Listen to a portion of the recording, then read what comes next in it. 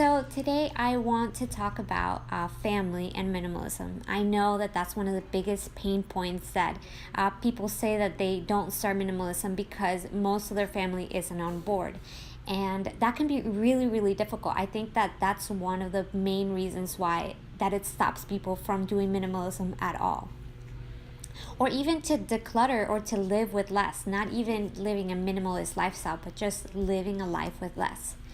And so today I want to talk about how to deal with that and how I deal with it. And I know it will vary from like situation and situation, but at least hopefully I can give you some ideas on how to handle dealing with family. I want to say that the main reason that I started with minimalism was because I wanted my life to be more peaceful. I didn't want all the clutter. Like, clutter was just stressing me out. It was too much. And I needed a way to find peace. And that's one of the main things that I want to bring to you today. So, dealing with family and minimalism should never be something that you're doing or that is causing stress in your family. You have to find a way to make sure that this is not a pain point to the point where you just get in arguments with your family on it, or it just becomes unbearable to get your family on board. And so today I want to give you some tips or maybe some ideas on how to make sure that that doesn't happen. We want to make sure that living with less, it's a peaceful thing, is something that brings you joy instead of something that just becomes too aggravating to deal with. Okay, so let's start with spouses and partners. The main tip that I would give you is don't push people to start getting rid of things that they're not ready to let go. And the reason is because it becomes a little bit invasive to ask someone else to get rid of something that may not be important to you but may be very important to them. And what happens is that becomes a source of arguments. It becomes a source of just like problems that you shouldn't be dealing with right now. And so instead of it becoming argumental or like you just start bringing out too much things, the tip that I would give you is to start with your own possessions. Start with something that you are completely responsible with. And usually that is clothes. Clothes is a great way to start if you want to start minimalism, but you see that your family isn't on board, your partner or your spouse isn't on board. The best thing to start this with is with things that are completely your own. Your clothes is something that if you get rid of things or if you decide to keep things is in nobody's way. And that's how you can start. Then start with things like just whatever you are mostly around. If you're mostly around the kitchen, you can start decluttering things that are in the kitchen. My other tip would be don't push people to start getting, especially your partner, don't push your spouse to start getting rid of things that they're not ready to let go. Because everyone has their own journey and we don't want to push people into something that they're not ready to do. So what you need to do is you need to start living it out yourself with your things. Organize your things, declutter your things, and then you'll see how people start coming around to it. It's like, oh, it's really interesting what you're doing. Maybe I don't need to live with all this stuff. Maybe, they'll start going into their journey. And just so you know, this journey can take a long time for some people. And it can be very stressful to try to do this when you know that the person that you live with isn't on board with things. But it's the right thing to do, because if not, then it just becomes a source of arguments, a source of just something that becomes annoying instead of something that becomes peaceful and this journey that you're going through. The next thing is with your kids. So if you have babies, if you have a child from 2 years old and under, children, there's very few things that kids are very attached to. But at this age, I see that you have mostly complete control of how much toys you want to have, and starting with less, starting your children's with having less things is actually a great start, because then they get used to having few choices. It's a clear environment for them. It's an environment that they can explore and learn, and so that's great. After from like 2.5, 3 and up, then kids start getting really they start asking for things. They start saying like, "Oh, where is the doll that I had? I remember I had this." And so when you start getting rid of things, um, you have to be mindful of like your kids can remember, so you have to do this gradually. It's better to, instead of just one day like completely cleaning everything out, it's better to just gradually just taking things away, and you'll see how your kids won't even notice that they're gone. It's amazing. Like, I'm doing a clean myself right now, and I took away some of the toys and I put them up on the closet because I know I'm going to give them away, and my kids just they didn't even notice. My 3-year-old has no idea that those toys were there, and it was because mainly she wasn't playing with them, she wasn't paying attention to them, and they're just not necessary to be in our home. And you'll notice those things because kids will start asking for stuff, and they'll start asking like, "Oh, where is this thing?" And you can say like, "Oh, I'm not sure, I'll look for it."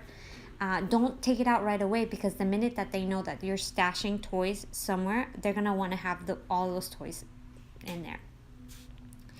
When you have children that are a lot older, this is out of my comfort zone because my kids are only 3 and under. But I would say that it's important to have conversations with them as well, to let them know, hey, it's important not to have too much. It looks better when things are organized and cleared, and try to find a middle ground between what they want and what they're not using and that you can get rid of. So those are my tips for dealing with immediate family. The next section is about family members.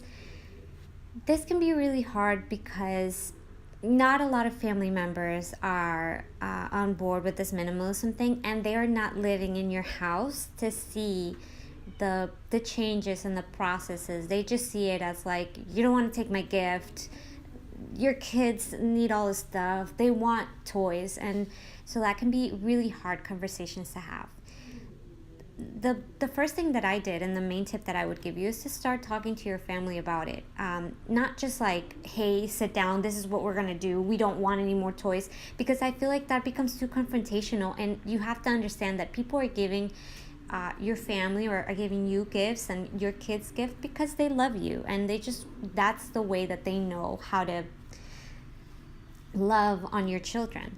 So instead of saying like, we don't want any more toys, or just being very confrontational, is bringing up the conversation of, hey, I'm trying to do this thing where I'm like decluttering and living with less, and I've just noticed how great it has worked for my kids to see less toys in the playroom. Or look at this picture of the before and after that I did with the room, and look how much prettier it looks. Just like bringing random comments like that to get your family into knowing that you're doing this. I know it's really hard.